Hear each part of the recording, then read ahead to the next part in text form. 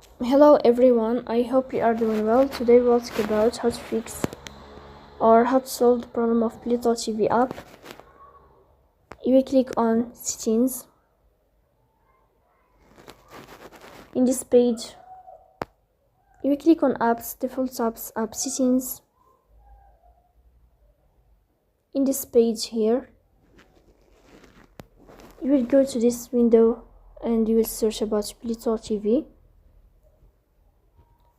In this page of app info, you will click on force stop and you will click OK.